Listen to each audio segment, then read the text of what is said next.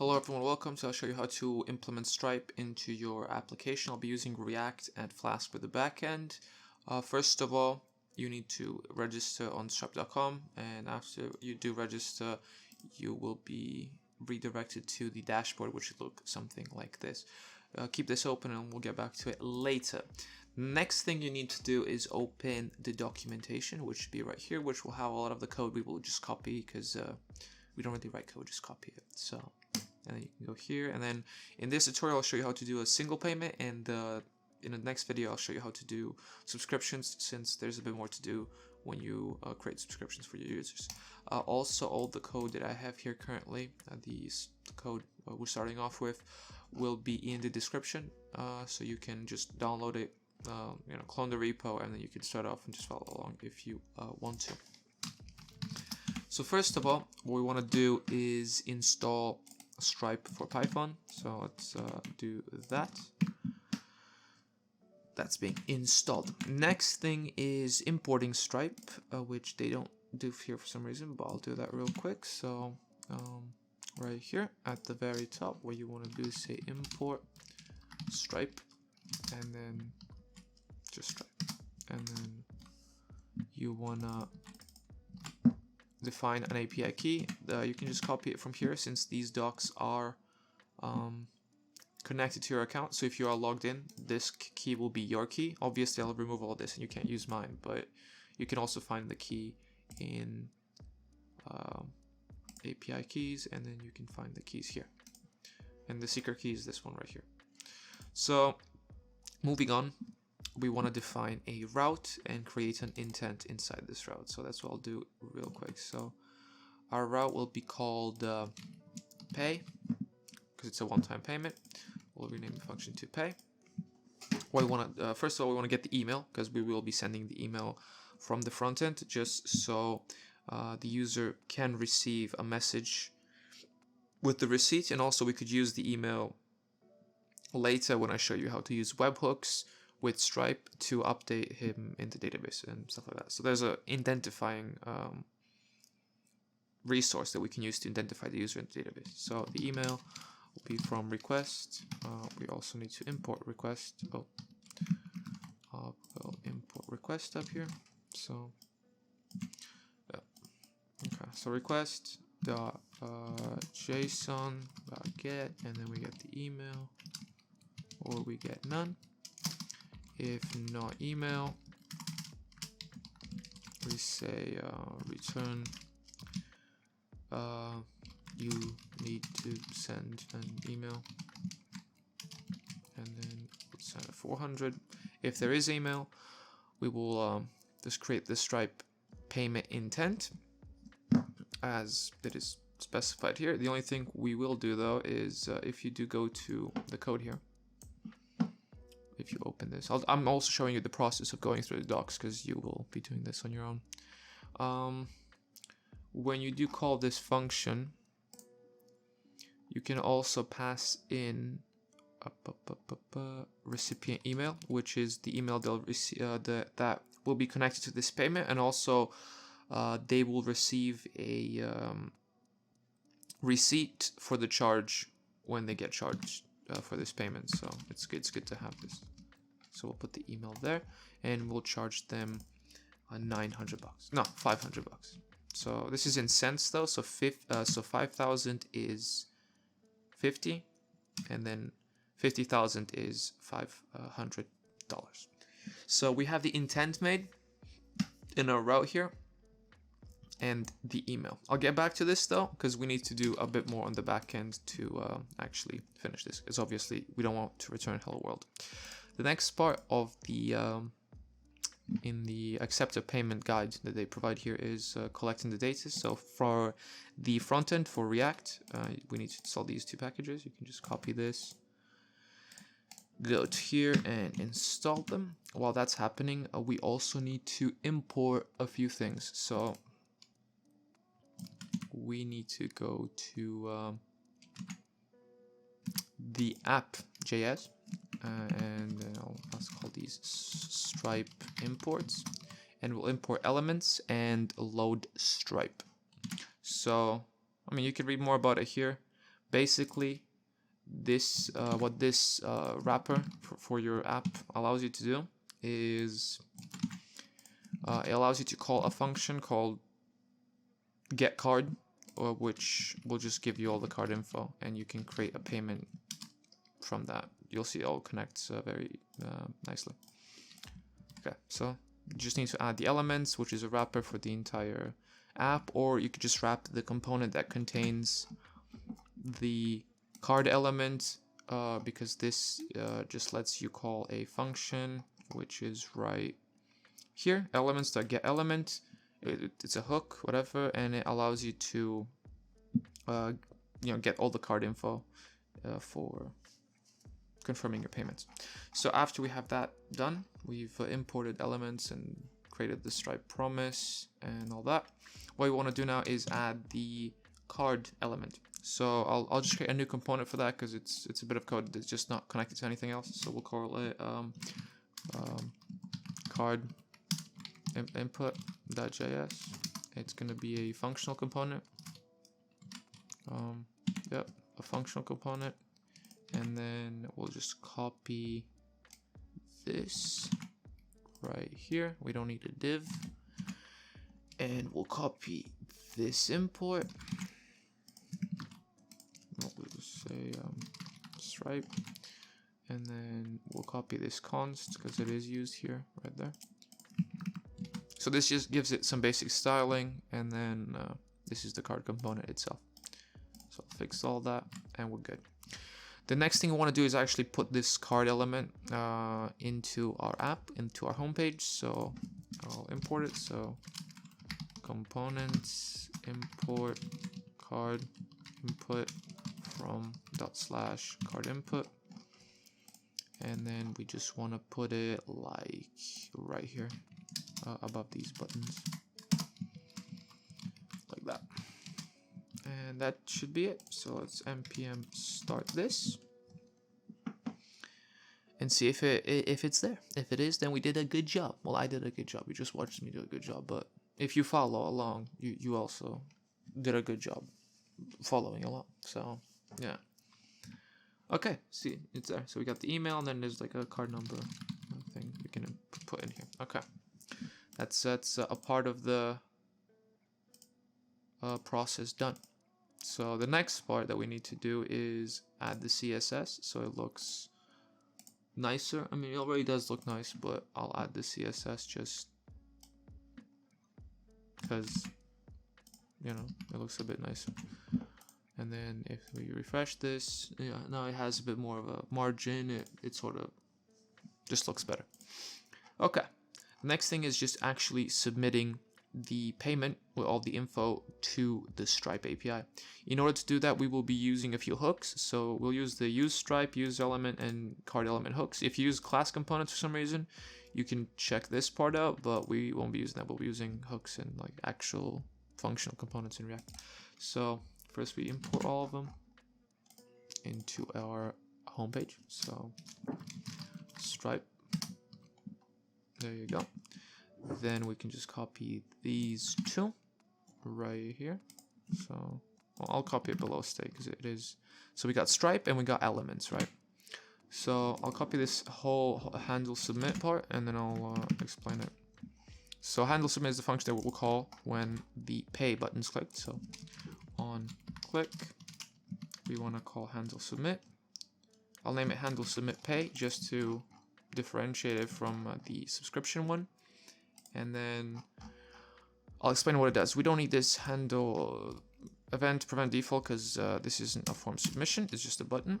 These two just, I mean, they explain it here, but these two just check if these two have been defined and if they're ready to be used. This result contains the errors, or it contains the successful payment message or whatever. And then this request right here is the one that actually confirms the card payment. But for it, we need a client secret. So this is where the backend comes in. What we have here is the payment intent. What we need to do is from this intent, we need to get the client secret, which is located in, well, I'll just send it back. So client secret, and the payment intent. So if you do open the documentation, so let's scroll up a little bit. I think they had a link. Is it this one? No. It was up here. It was like where we defined the payment intent. So if you look at the payment intent object, down here, there's a client secret, like inside of the payment intent object. It's explained. So in order to get this client secret, that we need to create the payment on the back end, we need to return it. So the client secret will be intent, and then client secret, and then close that, and then we'll return the status of 200. So they'll pay $500 to pay whatever they're paying. And then what we want to do here is actually make a request to this backend with the email and get this client secret so we can use it right here. For that, we have Axios. So import Axios from Axios. Yeah. So right here, what we want to do is say const response equals await axios.post. So make a post request to http://localhost 5000/pay. Then in the actual payload, we want to just give the email. So we'll say email is going to be equal to the email that we have in state right here. We should also check if the email's already indented. I mean, it is required, but yeah, you could do more checks here, obviously. So then we want to have the client secret. So const client secret is going to equal response, then data, dot, and then client secret. So that's going to be the client secret, and then we're going to put that right here. And then instead of putting the name here, we don't care about the name. What we care about is the email. So you use email to identify the user. Obviously, you could use email, name, description. You could put a lot of data in here if you want to. I just won't be doing that. So we're just going to put the email in there. And that should be it, really. Yeah. Okay, so let's start the backend as well. So let me just, Python and Flask run. I need to do this first, and then, okay. So the application is running now. Let's test it out. So if we refresh this page, oh, actually, no, we'll add one more thing, which will be a console log right here. So if everything is successful, we'll console log,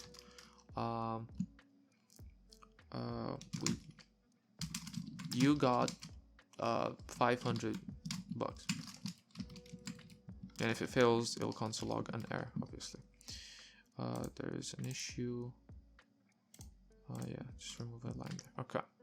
This should be it. This should be all the code we need to make a single payment. So let's open this console, refresh the page, and make the payment. So let's make it to test@email.com. There's a lot of test cards you can check right here. So if you go to testing, and then you got cards, I'll be using this one because it's just the simplest one. It's just 42424242. Okay. So if you go back here, you open this, you go 424242. Let's clear this. 42424242. 2222222. And we click pay. There's no, because I don't have cores installed. So Flask cores. Boom. Let's install Flask cores real quick, because I forgot to do that. I copied. Yeah. Okay. Install Flask cores. Import them. Cores out. Boom. Okay. Save that. Start the application again. Okay. So if we go here now, close that, refresh, clear this, we send a test@email.com, we send the 424242, yeah, and we click pay. Request failed with status 405. So let's see what happened.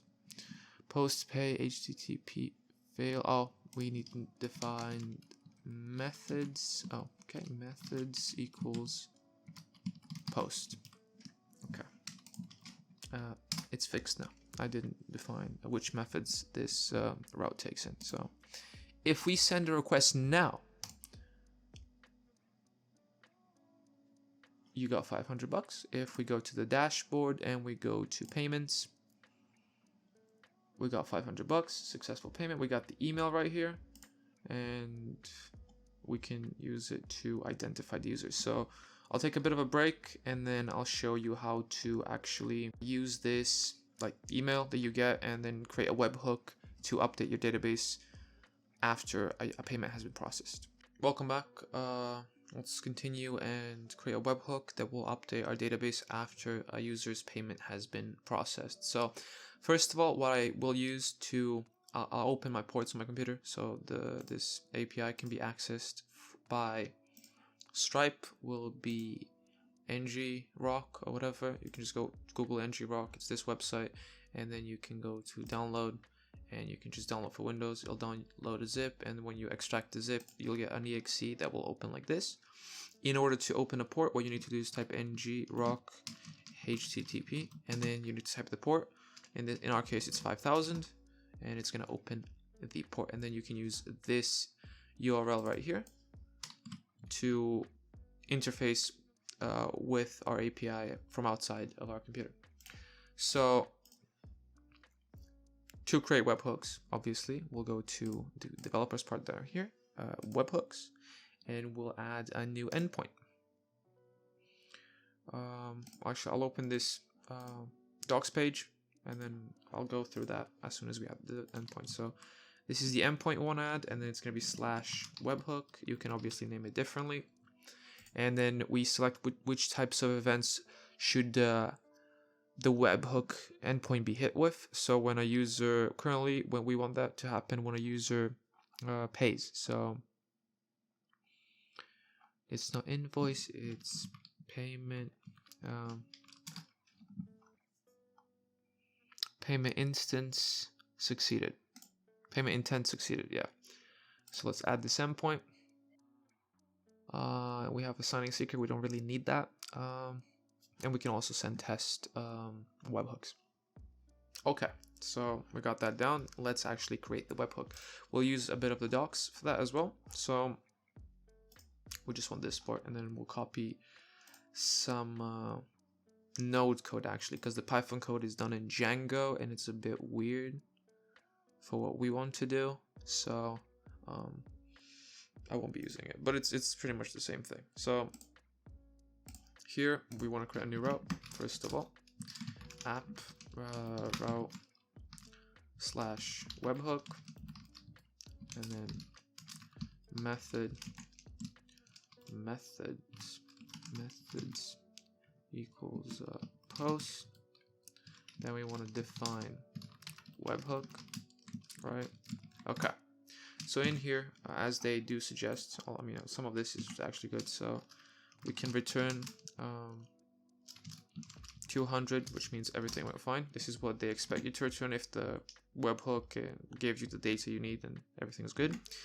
What we want to do here, though, is actually get the payload. So we want to get the event, as it's called here. So event equals request.get underscore JSON. So this is going to get the entire request body as JSON into our event variable.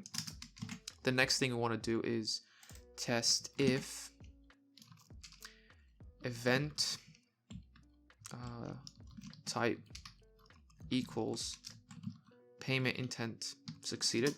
If that is true, we can get the payment intent from that event. So we can get the payment intent, which will be located in event, data, and then object. Another thing we want to do here, though, is since we are getting this payment intent, what we want to get from it is the email that we send with the request. So we can actually see what this looks like. I'll do that in a bit. And then what we want to do here is else. So if it's not the event we want, we just want to return empty, like 400, something was wrong, or like unexpected event actually. I believe it's called,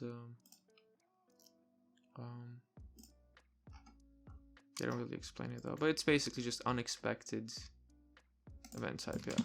So this is what we want to return. Intent, so we can see what it actually is. Okay, and then I'll define a simple user variable instead of creating a database and doing all that. So I'll just put user. If it's successful, right, what we want to do here is say user, and then we want to say paid 50, and we will set it to true. And then in order to check all this, I'll create a new route. That will be /user. It will be a methods. It will be a get route, and then all this route will do is return the user dictionary. So, okay. So we can now save that, restart the server, and we should be good. So if we now go here, I'll make the same payment again. So pay. It should just give a number 2 right here. Okay. If we go to our payments, in the dashboard payments, we got another $500. If we refresh the webhooks page, actually, we should have a webhook right here that failed. So we should check why it failed though. Dictionary. Oh yeah. Okay. So that needs to be fixed. But one thing I do want to check in here is it's in data and then object and then it's called recipient email. Okay. So the issue here is that this is a Python and not JavaScript, so you can't do data. You have to do data and then object, and then inside of object it's recipient email, and that's going to be the email, and then I can print the email here, and I can also set this is, I don't know what I was doing here. I'm not in the right state of mind, it seems. So this is going to be true, and then the email is going to equal the email that we just got from the hook. Okay, let's save that, restart the server, and now it should work. If we do a another pay, let's go, number 3. Let's open our hooks. Did it fail? It failed again. Function object does not support item. Oh, let's name it user info. Okay, user info, and then restart again. Okay, and then click pay again. 4th time, refresh this, and is the webhook successful? Yes, it is. So now the webhook succeeded. We return 200. Okay. And then the email is test@email.com. So now if we go to localhost 5000/user, we get the test email, and we can get that he paid 15. So here, instead of actually assigning user info to, paid 50 true, you would like make a query and update in your database that this user actually paid what he was supposed to pay. And that's about it when it comes to some basic webhooks, how to set up like a webhook for just one-time payments and update your users with that. Thank you for watching, and goodbye. This is just a quick update on the webhooks part of the tutorial. I forgot to show you how to check if your webhook has the proper signature, and to verify that the webhook request is coming from Stripe themselves and not from a third party that could maliciously break your app or steal money or whatever you have in your app or data. So in order to do that, first of all, you just need to go to Webhooks, go to the webhook endpoint you defined, and then you'll have the signing key. Copy the key and then define it and put it in your app in a variable. I'll call it endpoint secret. Afterwards, you can just go to the checking signatures part of the code and of the docs, and they have some pretty good code you can copy there. So you need a few things. You need to get the signature header. I'll just copy the code and just change a little bit because it's a bit different. The example they have here is in Django and we're doing it in Flask. So in order to get this header, we need to go to request and then headers and then get, and then instead of it being like this, it's gonna be like this, and then if there's nothing, it's gonna get none. And the header is not HTTP, it's Stripe signature. Yeah, I think I spelled it correctly. So we could also do add a check here. So if not signature header, return no signature header, and then 400.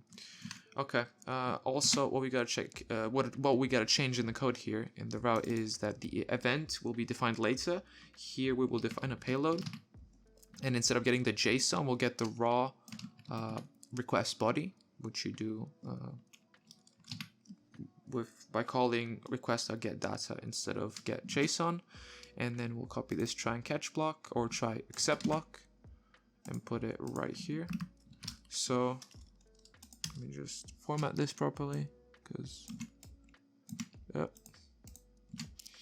Okay, so what this try except block does is defines the event as we had it before with request get JSON.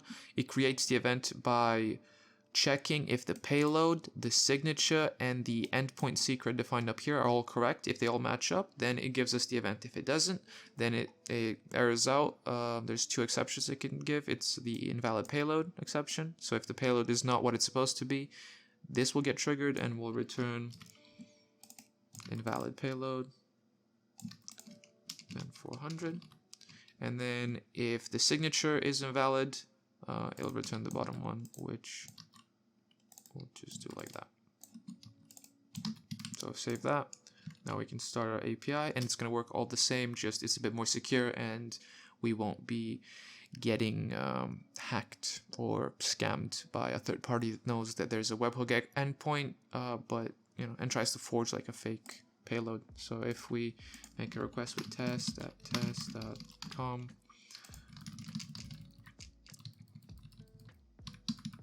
pay, and then I'll wait for this to respond, and then if we refresh, we got a successful webhook attempt. If the payload or the this is a string actually, just FYI, it looks something like this. So if this isn't exactly what it's supposed to be, this will error out. That's about it when it comes to securing your webhook endpoint and making sure the signature is what it should be. Thank you for watching. Goodbye.